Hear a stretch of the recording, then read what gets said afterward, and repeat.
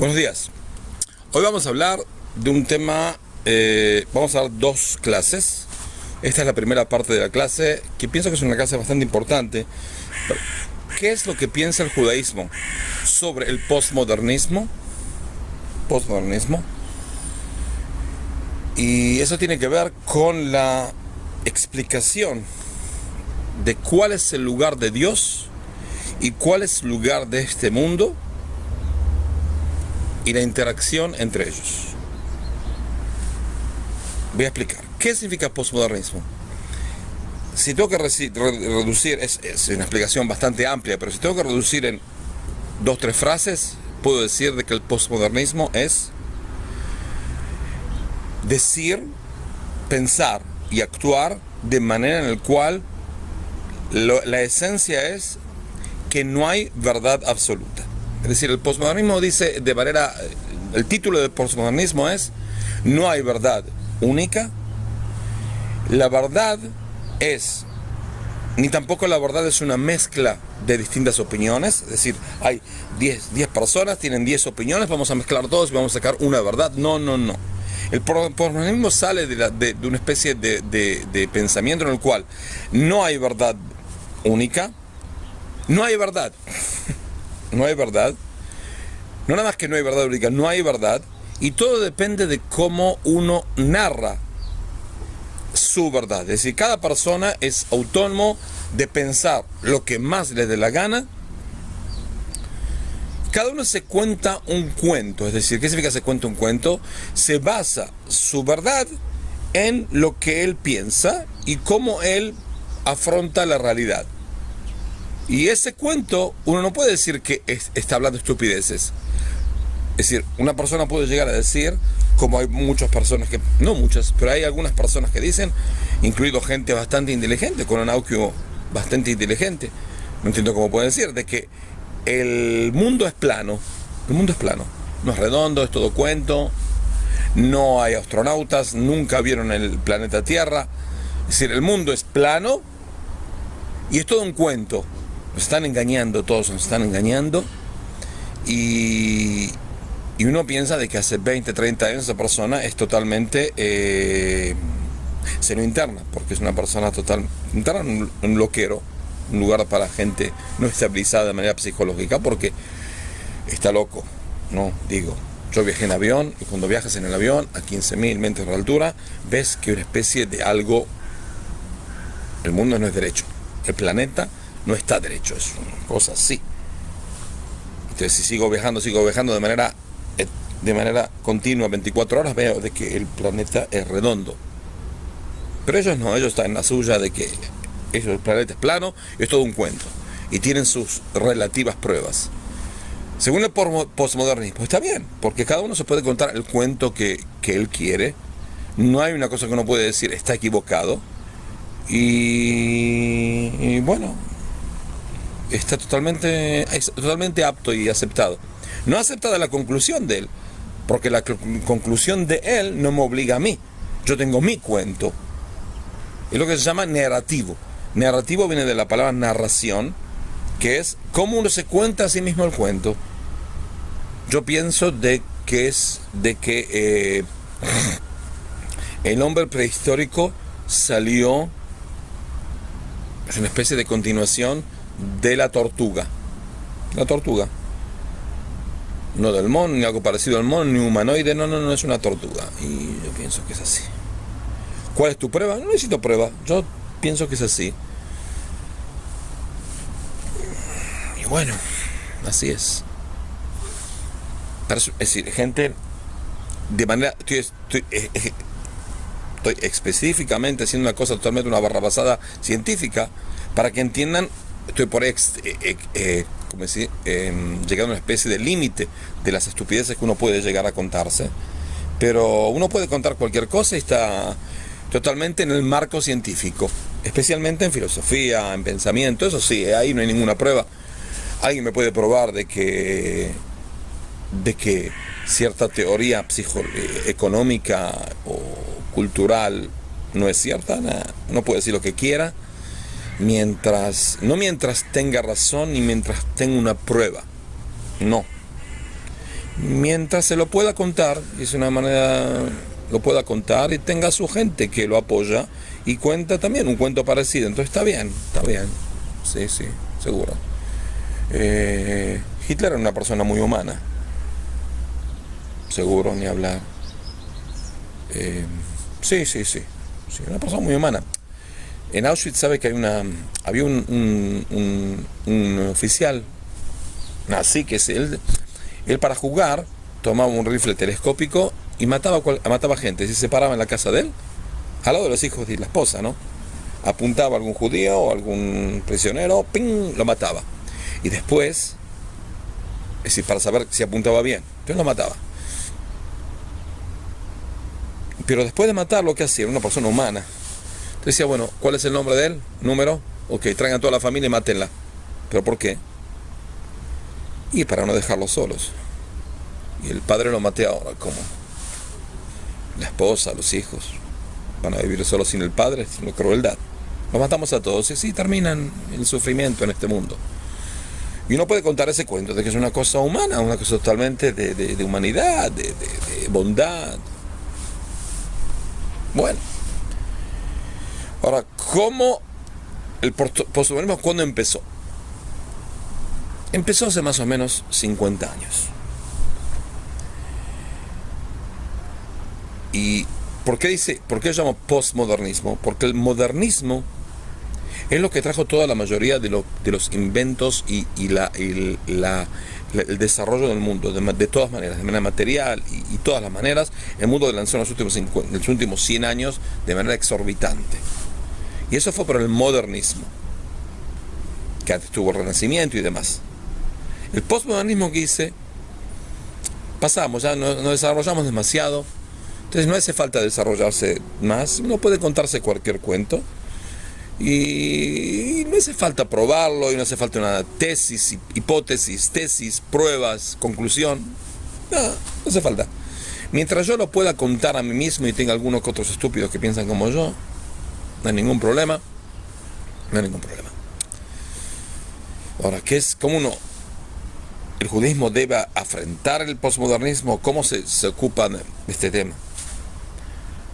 El posmodernismo también puede llegar a decir cosas en contra de la naturaleza humana, en contra totalmente de la naturaleza humana. Y uno tiene que recibirlos porque es totalmente algo... Naturaleza humana es algo condicionado por familias, por culturas.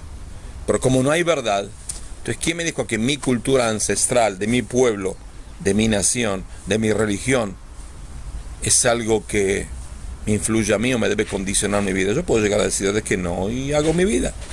No estoy obligado a seguir ninguna línea, hago lo que más me da la gana y tengo mi razón. Ahora, ok. El posmodernismo también tiene una cosa buena, que por lo menos al cada cosa que uno diga puede llegar a ser verdad absoluta, no mezcla de verdades, verdad absoluta, y mi verdad no obliga a nadie, y la verdad de él no me obliga a mí. Entonces también el judaísmo puede ser verdad. Si yo puedo contar un cuento de que soy judío, de que Dios se reveló, de que Dios se revela, de que Dios me crea, de que Dios me ordenó hacer algo, de que yo puedo estar apegado a Dios. Un tipo que es postmodernista dice, muy bien. Y no tiene nada que ver conmigo, porque yo no creo en Dios, no creo que me estoy obligado a hacer nada, no creo que existe apego a Dios, pero si a tú te hace bien y tú piensas así, no tengo por qué refutarle, no tengo por qué discutirle, no discuten con nada, los postmodernistas no discuten con nada. No puede llegar a decir, y cualquier cosa que uno diga es... apta para él, para el que lo diga y el que lo piensa. Entonces, para entender cuál es la cosa buena del posmodernismo y cuáles las cosas malas, que la mayoría son malas, pero el Rav Kook nos enseñó de que no hay ningún movimiento mundial, ninguna cosa que se expande que no tenga un punto positivo. Y el judaísmo tiene y debe, y lo hizo durante miles de años, de sacar cuál es el punto positivo de cada movimiento, de cada pensamiento, y tratar de convertirlo al judaísmo, es decir, llevarlo a un punto en el cual aceptamos ese punto o lo mostramos como lo tenemos en la Torah. Entonces, al hacer eso es como que estamos llevándonos para nosotros todos los puntos positivos de todas las ideas. Ahora, ¿cómo llegó? Una de las versiones, una de las ideas de cómo el mundo llegó a un postmodernismo es entre la relación entre Dios y el mundo. Dios y el mundo. El mundo es el mundo. Toda la materia que usted ve, desde las galaxias, hasta nosotros, a los microbios, todo se llama el mundo. Dios es Dios.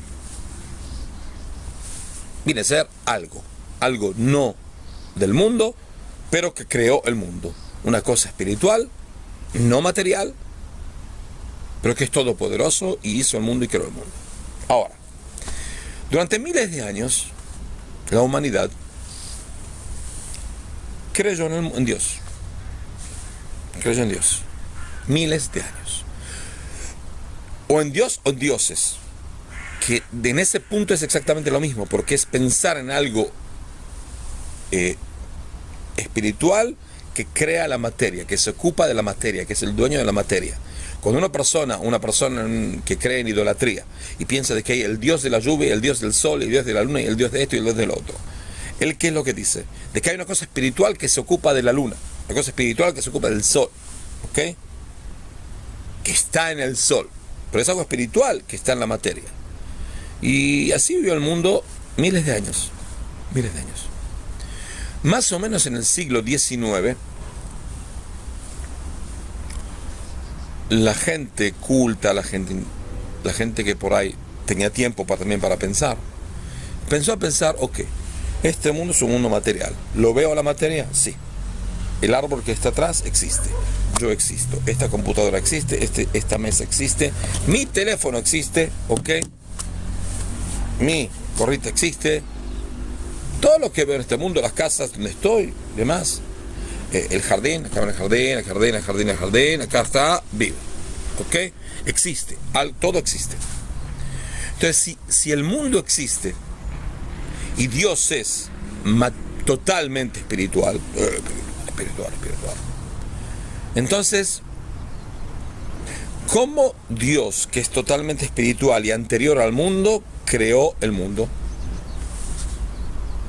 Pero hay gente que empezó a pensar, dijo así: mundo es cosmos, Dios es Dios, no puede haber una relación entre espíritu y materia, porque en materia es materia, y si Dios la creó, entonces Dios no está acá, es algo que ocupa el lugar de Dios. ¿Cómo soluciono la discusión? No existe Dios, el ateísmo. En el XIX empezó de manera a desarrollarse la idea ateísta, cosa que no existía en ninguna cultura mundial. Había gente atea en todas las épocas de la humanidad, sí, seguro, había, pero solo que lo arreglo, okay. Había gente atea en todas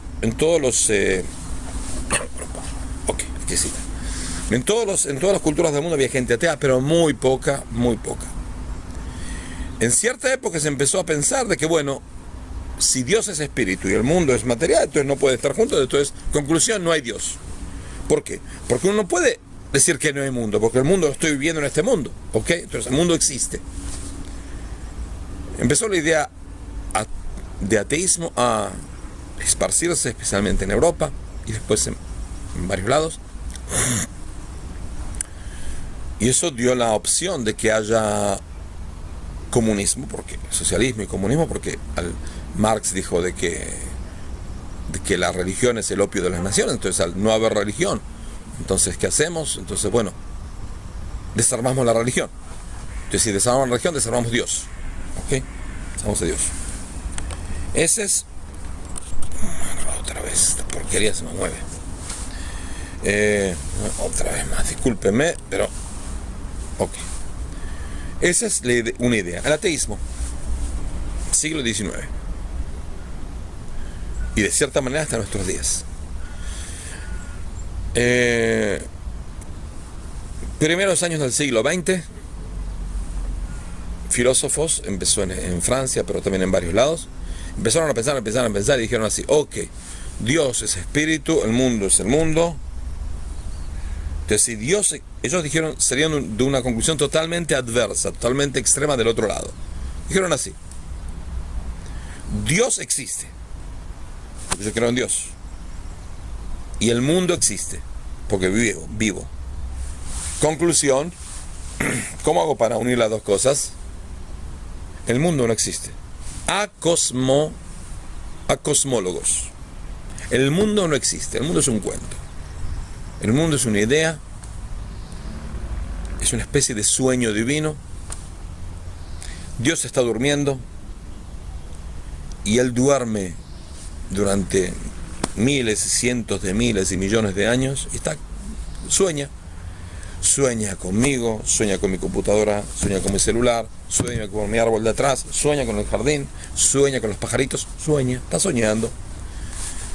Y cuando el día que se despierte, no existimos más, porque el sueño es como un sueño que nosotros soñamos, no existe, no tiene una esencialidad, una materialidad, no, es un cuento.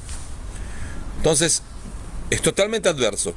En vez de decir de que Dios no existe y el mundo sí, dicen al revés: Dios existe y el mundo no. Dos extremos. Hay 9 ideas, no voy a decir las 9, ¿ok? Voy a decir las 4. 4 de las 9. Esos son los dos extremos. Más para el medio, vamos acercándonos, vino un filósofo judío que fue excomulgado por la comunidad judía de Ámsterdam, y tenían razón que lo excomulgaron. Por eso lo podía convencer de que está equivocado, que se llamaba Spinoza, no entiende cómo se escribe, pero es lo mismo. Bendito de Spinoza. Él vivió en la comunidad sefardita en Ámsterdam y él escribió algunos libros, en el cual la idea más famosa de él, tiene muchas ideas, la gran mayoría erróneas de manera total. Pero hay una idea de que por ahí se podía sacar la cosa buena, la idea buena de él, y poder pulirla y elevarla. Él dijo que es así: el mundo existe, Dios existe, y ¿cómo nos juntamos? Muy simple. Uno de los nombres divinos es Elohim. En la sabiduría judía hay cierto tipo de importancia a lo que se llama gematria. Gematria viene a ser cuenta, cada letra hebrea es un número. La primera letra, Aleph, es 1. De ahí hasta la novena. La décima es 10. Es decir, hay cada letra, después de la décima, la 20ª, Haf, es 20, 30, 40, hasta 100. De 100, 200, 300, 400. Entonces todos los números tienen de 1 a 400. Cada letra tiene de 1 a 400. Entonces puedo llegar a contar cosas y a linkear, a unir cosas según Gematriot, según lo que se llama cuentos, sumas de Gematria. Uno de los nombres divinos es Elohim. La naturaleza se llama en hebreo Teva. La naturaleza se traduce Ha-Teva. Si yo me fijo en la gematria, en el número numeral, las letras numerales de la palabra Elohim, que es el nombre divino, y la cuenta matemática de la naturaleza es 86, los dos. Entonces llegó a la conclusión, no nada más por la gematria, por algunas cosas, pero especial también demostró de manera de prueba gematria, de que Dios y la naturaleza es lo mismo, exactamente lo mismo. Es decir, la naturaleza es la presencia de Dios en este mundo. ¿Está bien lo que dijo? Está bien. ¿Está mal lo que dijo? Está muy mal. ¿Está bien o está mal? ¿Está bien? Está mal. Es decir, hay cosas, sí, Dios está presente en esta naturaleza. El mundo existe y Dios existe. ¿Y cómo nos encajamos? con el nombre Elohim, que es el nombre divino que está en la naturaleza, el que creó la naturaleza, todo lo que ve. Desde el Big Bang de hace 300.000 millones de años, 300.000, 700 millones de años, hasta el día de hoy, todas las galaxias, todos los microbios, el hombre y demás, la computadora, el teléfono, el arbolito y el jardín, y los pajaritos, ¿okay? Y todo. Dios está presente en eso porque Él lo creó. Por eso, si sentir la presencia de Dios está bien. Eso es lo que dice el judaísmo siempre. El problema con el señor Spinoza es que, aparte de ser totalmente erróneo y totalmente despreciable de la moralidad, lo escribe, que la moralidad es un invento de gente sabia y un invento obligado de gente sabia para que el populacho, que es totalmente ignorante, lo sirva a él. Es decir, una persona inteligente inventa reglas de conducta moral y él sabe que es mentira y él no las hace, pero él necesita que la gente estúpida e ignorante lo sirva. Por eso siguen contando ese cuento de la moralidad que en serio no existe, entre otras perlas que dijo en sus escrituras. Como sea, el señor Spinoza es... ¿Cuál es la gran equivocación en esa idea de la naturaleza y Dios? Muy simple. Dios es la naturaleza. La naturaleza es Dios. Pero Dios no es la naturaleza. Dios es mucho más que la naturaleza, ¿ok? Mucho más elevado que la naturaleza. Dios no se iguala con la naturaleza. Es decir, al yo decir de que la naturaleza es Dios, y digo después de que Dios es la naturaleza, quiere decir que Dios está limitado por la naturaleza, ¿ok? No existe algo que es Dios y no es natural. Y esa es una herejía total. Dios inventó algo que es naturaleza, pero Dios no es la naturaleza. Dios es mucho más. ¿Ok? Dios es mucho más. Y por eso fue expulsado de la comunidad y por alguna que otra barrabasada que hizo y dijo y escribió. ¿Ok? Se lo podía poder convencer porque no era una persona estúpida. Pero eso es lo que pensaba él. Es decir, en la discusión entre cosmos y Dios, él dijo de que el cosmos es Dios. ¿Ok? Dios está en el cosmos. Ok. Otra idea muy parecida a la de él, pero justo al revés, si parecida al revés, es la idea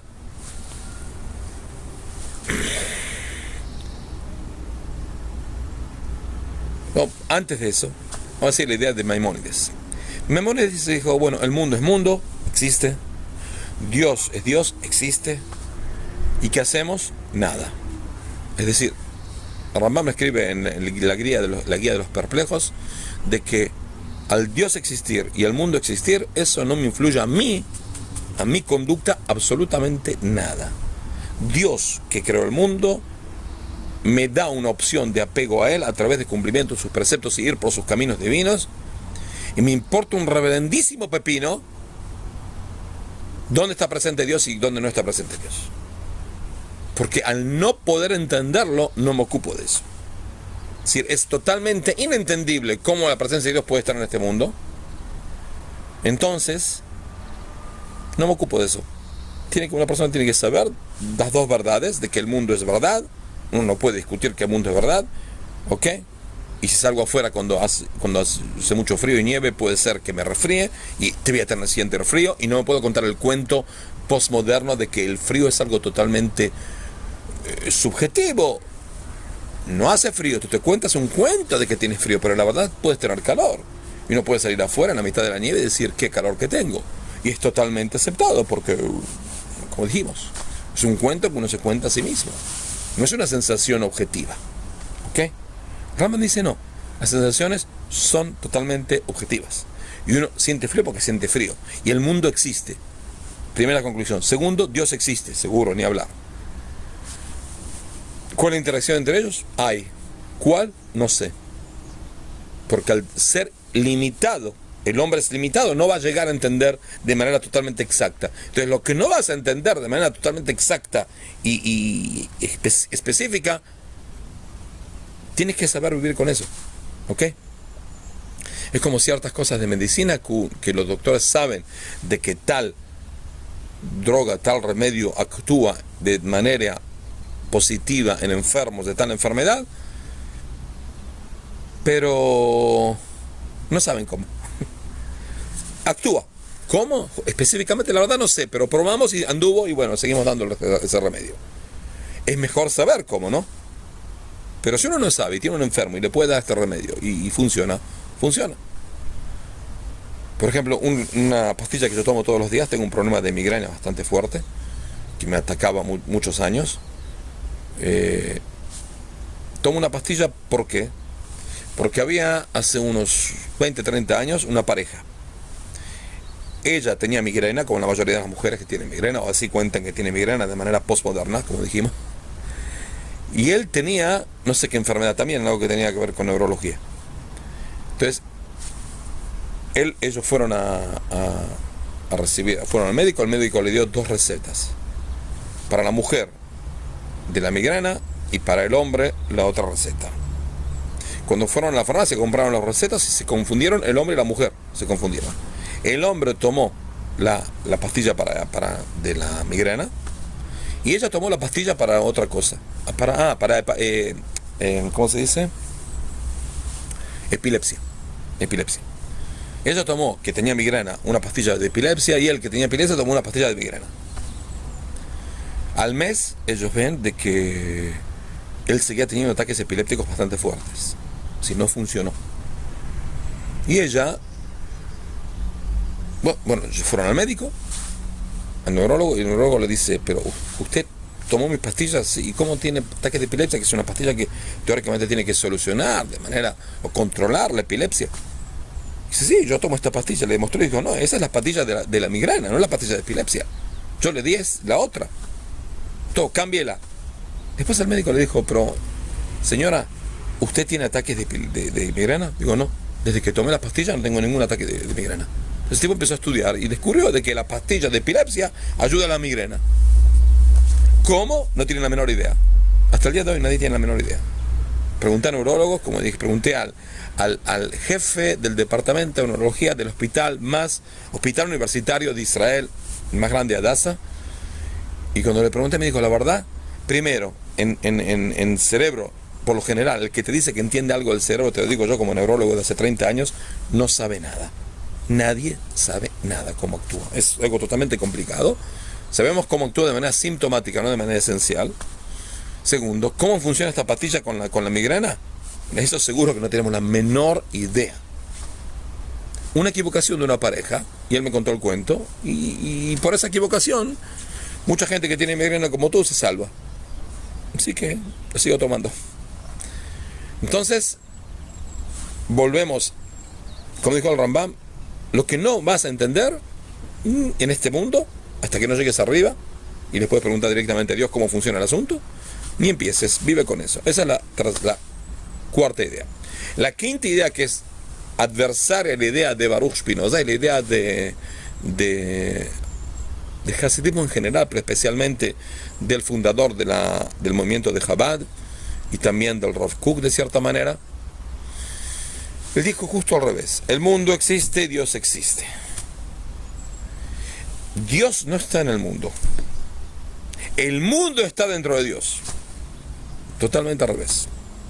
Cuando yo estoy acá comiendo, mi comida es parte de Dios, y yo soy parte de Dios, y esta mesa es parte de Dios, el teléfono es parte de Dios, el arbolito es parte de Dios, y el jardín, bueno, ven acá, todavía está ahí, el jardín, parte de Dios. Está un poco no ordenado, pero porque es invierno. Pero eso sí es. Es decir, el mundo, toda la creación es parte divina. No Dios está en este mundo metido, sino el mundo está metido en Dios. Justo al revés. Entonces esa es la primera clase, ya estamos hace media hora que estamos hablando, parece suficiente para esta. Espero que en la próxima clase explicar, no voy a explicar otras ideas porque hay otras 4 ideas, no, va a ser un poco pesado, pero sí voy a explicar cómo se enfrenta el postmodernismo, qué fuentes, no qué fuentes tiene, sino por qué esa cosa que tiene que ver el mundo, Dios, la creación, influenció al postmodernismo, y cómo sacar la cosa buena que tiene el postmodernismo, que las pocas cosas buenas que tiene, para el trabajo, nuestro trabajo divino. Hasta luego.